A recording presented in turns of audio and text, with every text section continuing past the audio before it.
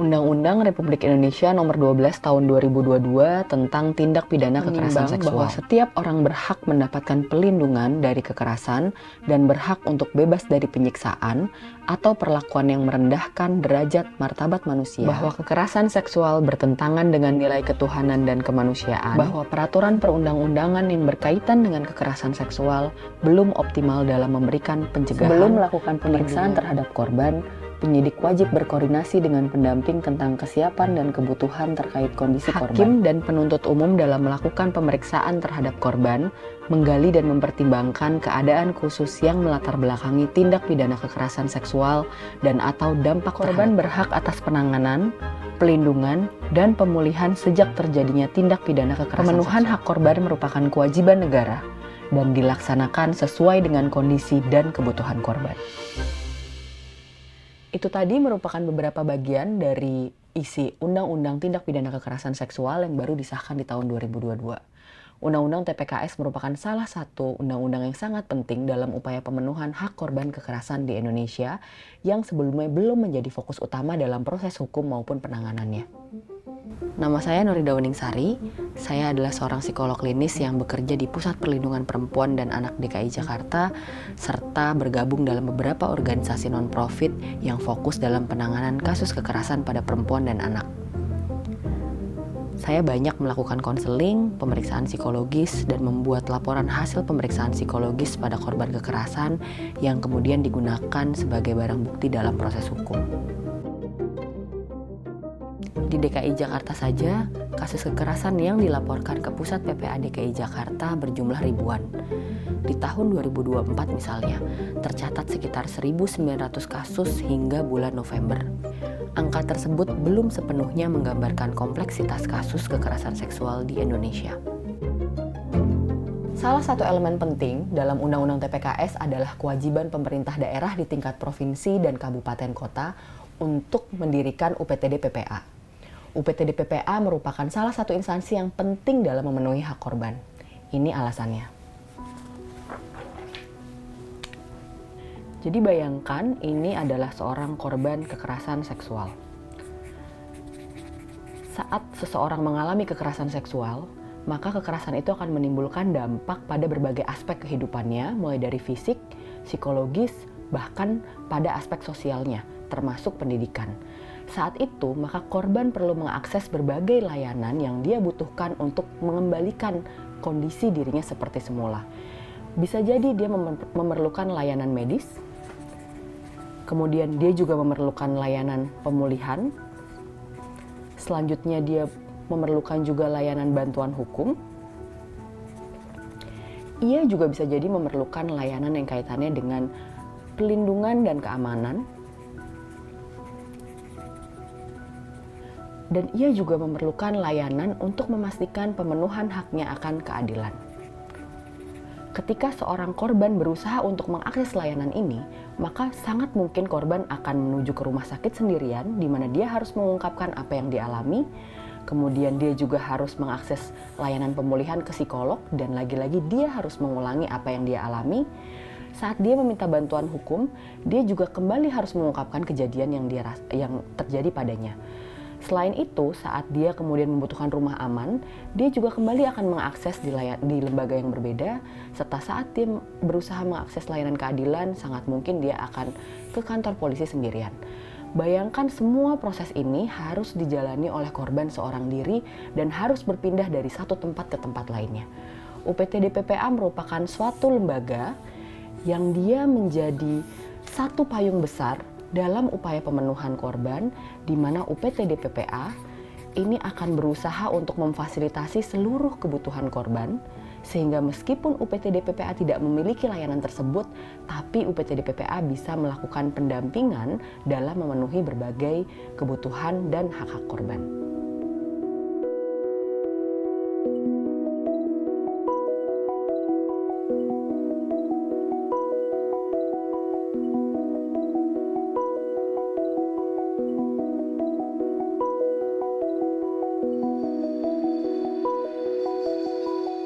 Nama saya Anjarus Dinar. Saya sebagai Kepala Bidang Perlindungan Perempuan dan Anak di Dinas Pemberdayaan Perempuan, Perlindungan Anak dan Keluarga Berencana Provinsi Jawa Barat. Setelah sebelumnya saya menjadi Kepala UPTD Perlindungan Perempuan dan Anak. Ruangan yang sedang kita berada sekarang ini namanya Klik Ramah, Kantor Layanan Publik Ramah Perempuan dan Anak. Sengaja warna-warnanya juga warna-warna yang lembut gitu. Di sini kebanyakan memang warna pink, itu juga untuk menimbulkan rasa yang hangat, nyaman begitu, sehingga orang merasa lebih seperti di rumah sendiri, homey lah begitu. Jadi kantor ini sebetulnya kita ingin menunjukkan atau kita biar agar masyarakat itu datang ke sini tuh merasa nyaman, merasa diterima dengan baik, sehingga bisa menyampaikan keperluannya dengan baik pula gitu dengan hadir di sini. Dan kita juga ingin menimbulkan citra yang positif, juga menyampaikan edukasi bahwa apa yang kita lakukan, upaya-upaya perlindungan perempuan dan anak ini juga merupakan hal yang serius, yang penting juga untuk diketahui oleh semua masyarakat.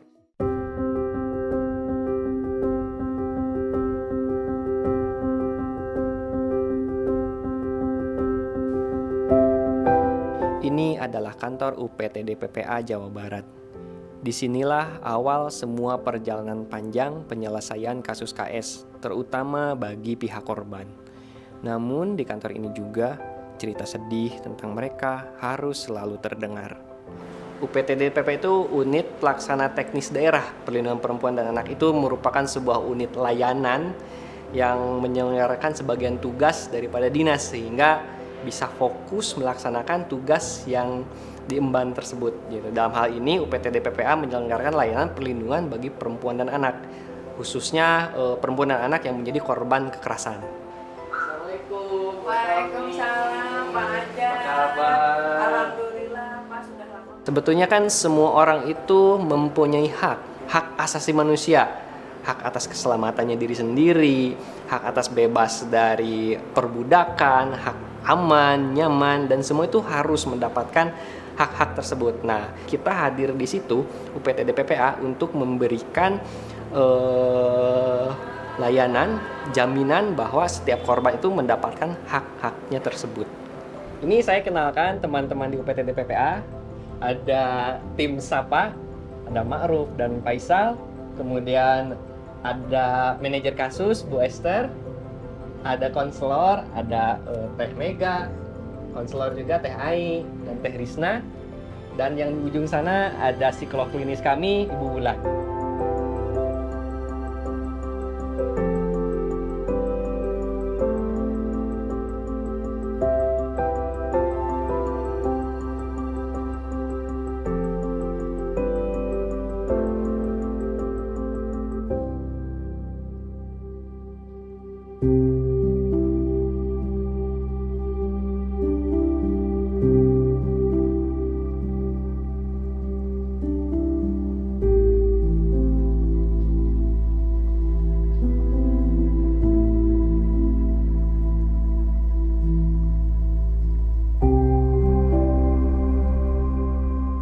Di sini kita bisa melihat banyak sekali gambar.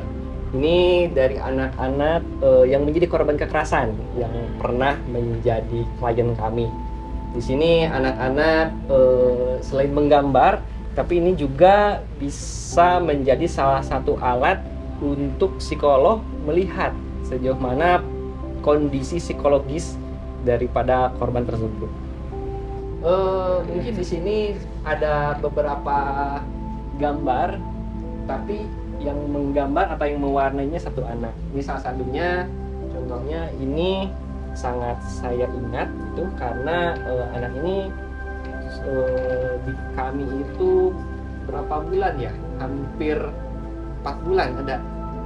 Ya, 4 bulan lebih ada di kami. Jadi selama di sini beraktivitas sangat dekat sekali gitu dengan para pendamping atau konselor di sini. Dan yang saya ingat itu karena anak ini sampai menderita patah tulang yang diakibatkan oleh kerabat atau keluarganya sendiri.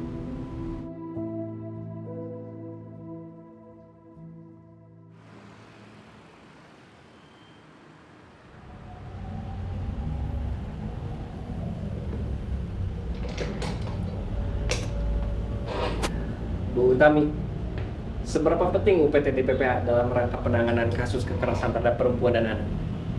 Untuk saya yang hadir di UPTD PPA ini betul-betul sebuah amanah yang luar biasa gitu. Saya sebagai seorang ibu, saya sebagai seorang wanita gitu ya. Tapi saya juga berharap tidak hanya perlindungan perempuan dan anak ini hanya melibatkan sebagai perempuan saja, tapi juga harus ada dari peran laki-laki. Apakah laki-laki di luar sana sebagai kepala keluarga, pemangku kebijakan, ataupun memang sebagai perannya masing-masing. Mungkin itu yang saya rasakan, saya menganggap ini sebagai amanah, ibadah, dan tentunya ini adalah pekerjaan sosial yang mudah-mudahan dapat bermanfaat untuk masyarakat dan juga untuk pihak lain yang membutuhkan perlindungan. Itu mungkin Pak yang saya rasakan. Jadi selama ini apa saja Bu tantangan-tantangan yang Ibu hadapi yang mungkin telah Ibu identifikasi selama bekerja di UPTD PPA? Sebetulnya banyak Pak yang dapat saya sampaikan, tapi mungkin intinya adalah yang pertama itu tantangan dari segi penguatan kelembagaan ya, karena ternyata tidak semua daerah memiliki UPTD PPA. Yang di Jawa Barat ini kita memang sudah memiliki UPTD PPA.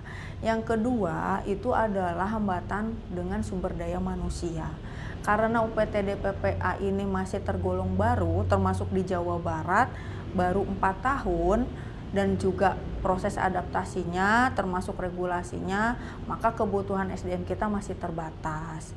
Kemudian yang ketiga tentunya adalah hambatan dalam hal anggaran. Mengapa? Karena untuk UPTD PPA kita bermitra dengan yang lain, maka perlu komitmen dari pimpinan juga dalam hal anggaran. Kita harus melakukan penjemputan, penjangkauan kepada korban, kemudian juga kita melakukan penyelesaian yang memerlukan layanan, dan layanan itu harus kami lakukan yang tempatnya kemungkinan jauh dari lokasi kantor UPTD PPA.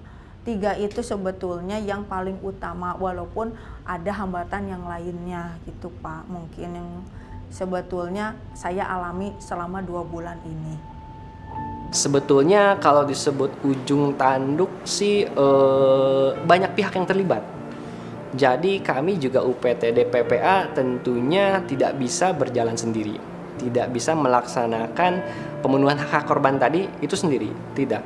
Karena kami juga dibatasi dengan kewenangan yang kami miliki. Tetapi yang menjadi kenapa menjadi penting UPTD PPA, karena UPTD PPA ini melalui Undang-Undang TPKS tersebut diberikan amanat untuk mengkoordinasikan atau menjadi koordinator untuk pelaksanaan atau pemenuhan kebutuhan-kebutuhan korban. Jadi memang menjadi sangat penting, tetapi juga yang menjadi lebih penting yaitu kita bersama-sama dengan para penyedia layanan sehingga kebutuhan korban itu ya dapat kita penuhi.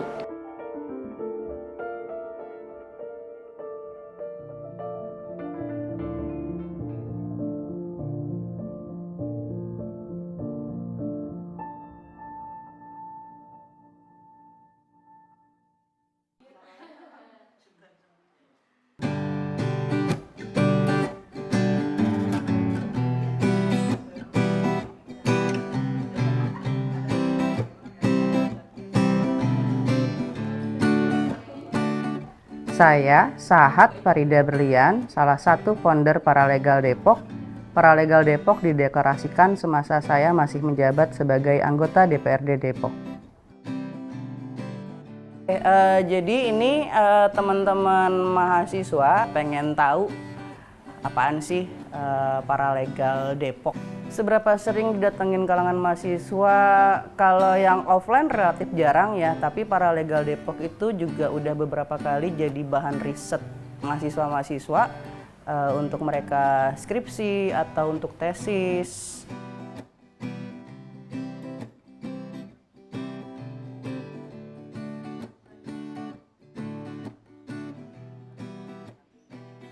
Paralegal Depok apaan sih? Paralegal Depok itu komunitas kecil, kecil banget, yang diinisiasi memang concernnya adalah memberikan bantuan dalam tanda kutip orang-orang yang perlu dibantu bahkan sampai ranah hukum.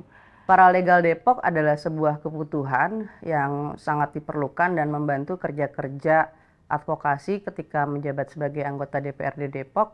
Karena memang ada banyak kasus-kasus kerakyatan yang datang dan meminta bantuan untuk diadvokasi dan ini tidak bisa dilakukan sendirian, terus ketemu partner dan akhirnya memang mencari orang-orang yang punya ketertarikan di isu ini dan juga punya ketertarikan untuk melakukan kerja-kerja seperti ini. Bu Sitoy bisa menjadi paralegal karena dia belajar. Kita memberikan pelajaran ya, diajarin bagaimana mendampingi segala macam. Tapi Bu Sitoy tidak bisa berdiri di pengadilan sebagai pembela. Saya pun tidak bisa karena saya bukan sarjana hukum dan saya bukan advokat. Nah, mungkin memberikan informasi sebanyak-banyaknya bahwasanya semua orang itu bisa memberikan bantuan. Minimal apa? Kalau ada dengar kasus, coba dibantu kemana dia melaporkan. Atau kalau nggak bantu korbannya, ngasih tahu yang berwenang gitu kan. Kalau ngelihat ada masalah, bisa juga merespon kemana dia harus mengabarkan gitu. Jadi semangatnya adalah membantu, membela, to advocate, mengadvokasi, mendampingi.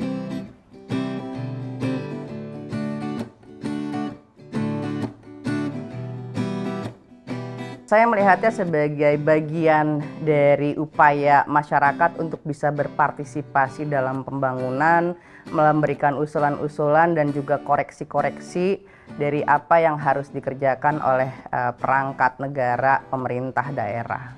Jadi sebenarnya hal seperti ini tidak bisa dikerjakan sendirian, ada kebutuhan untuk melakukan kolaborasi dari semua pihak dan juga pengawasan dari semua pihak. Dan kolaborasi adalah sebuah inti, partisipasi masyarakat adalah sebuah kunci. Aku ada souvenir nih buat kalian nih. Ini ada CD sama buku. Itu buat kalian. Kalau yang ini bantuin jualin ya. Ini produksinya Paralegal.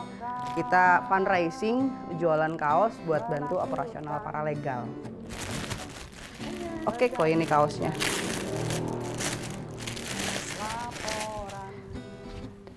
Dengan membeli kaos ini Anda sudah membantu perjuangan perempuan dan anak korban kekerasan. Ngana kira ini barang milik negara, bisa dicolek seenaknya. Ngana kira kita benda.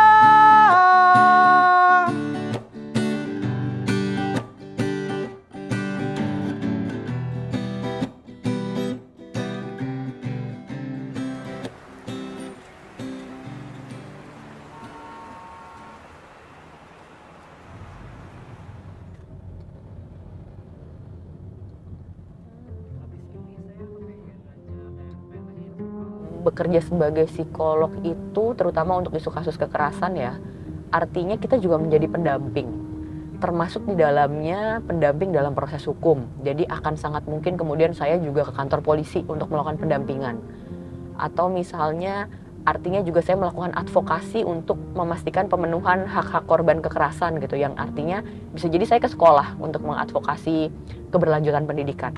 Bisa jadi saya mengadvokasi ke tempat kerjanya korban gitu ya, misalnya dia di suatu tempat kerja gitu, kemudian ya diadvokasilah ke ke tempat kerja itu gitu. Bisa juga kemudian pendampingan ke rumah sakit, kemudian ke selama proses hukum di pengadilan gitu, itu juga sangat mungkin. Jadi tempat kerjanya secara fisik di mana-mana Mas.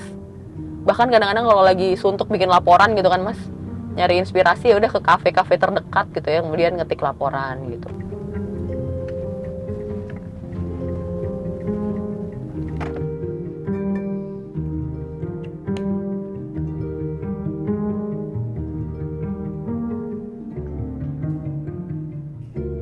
Setelah saya lulus kuliah profesi sebagai psikolog klinis tahun 2014, saya menjadi associate di Yayasan Pulih. Yayasan Pulih ini menggunakan pendekatan MHPSS gitu. Jadi dari situ kemudian saya melihat juga bagaimana kemudian ketika saya menggunakan pendekatan MHPSS di mana saya mengintervensi lingkungan dengan saya hanya mengintervensi korban, itu kok dampaknya berbeda ya.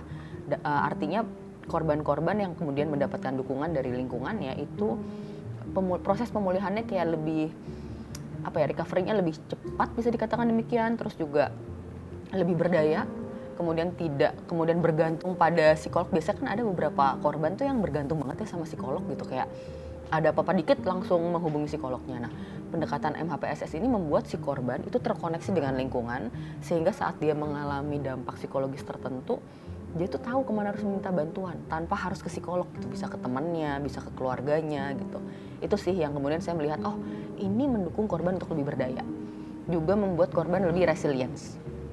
Artinya saat dia ke-trigger lagi gitu ya dengan pengalaman tidak menyenangkan, dia tahu sumber daya yang juga bisa dimanfaatkan untuk mendukungnya supaya dia bisa segera pulih atau segera stabil secara emosi.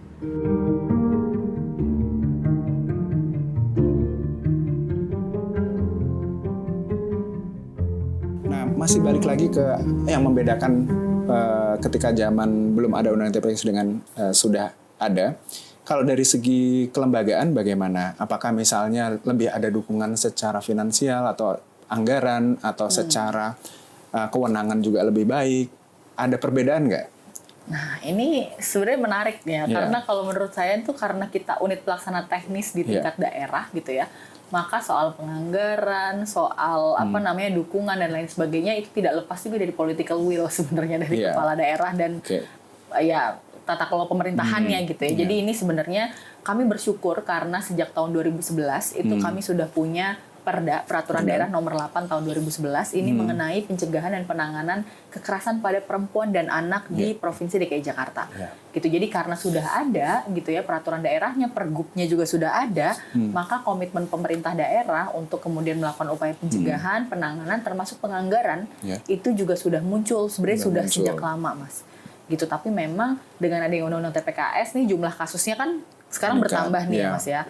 Nah ini tentu ada pembaharuan-pembaharuan ya kayak jumlah tenaga layanannya ditambah gitu. Itu pun juga ada perubahan-perubahan itu gitu. Tapi secara umum sebenarnya pemerintah daerah sudah dari dulu gitu ya itu sudah memang berupaya untuk kemudian memenuhi sarana prasarana termasuk sumber daya manusia untuk mendukung penanganan kekerasan. Oke, gitu. Kayaknya memang khusus untuk pusat PPA di Jakarta, ini memang sudah dari awal sudah punya track record baik ya. Artinya karena support dan dukungan dari para politisinya juga pengambil. Saya berbincang dengan Pak Muda dari Kalimantan Barat. Semasa menjabat sebagai Bupati Kuburaya, Pak Muda berusaha keras meloloskan peraturan mengenai pencegahan pernikahan pada usia anak. Pada perjalanannya, Pak Muda juga menganggarkan program kepemimpinan bagi perempuan yang diinisiasi organisasi PEKA yang bernama Akademi Paradikta, di mana akademi tersebut merupakan hasil kolaborasi dari berbagai pihak. Saya selalu mendukung dan memperkuat program-program perlindungan perempuan dan anak di Kabupaten Kuburaya ketika saya memimpin, karena semua itu menjadi langkah yang sangat-sangat signifikan berpengaruh terhadap kualitas kehidupan tiap rumah tangga.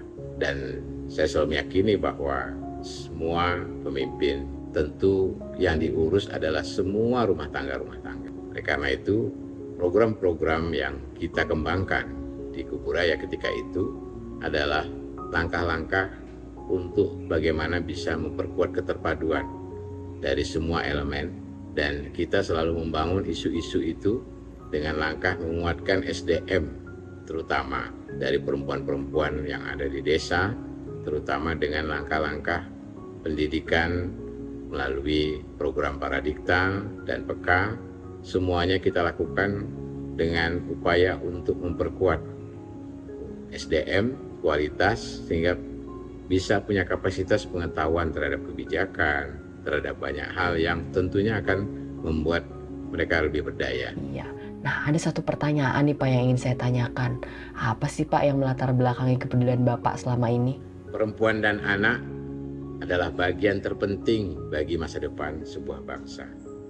Kami mengajak dan berharap semakin banyak para pemimpin, para pemangku kebijakan, dan para pengambil pemutus kebijakan strategis di semua level tingkatan berupaya dan serius untuk peduli dan sungguh-sungguh mendukung program-program perlindungan perempuan dan anak di seluruh daerah. Dan kita berupaya agar semuanya ini bisa dilakukan secara bersama-sama, secara kepung bakul, royokan, agar bisa menutup dan mempersempit celah-celah terjadinya banyak kekerasan pada perempuan dan anak.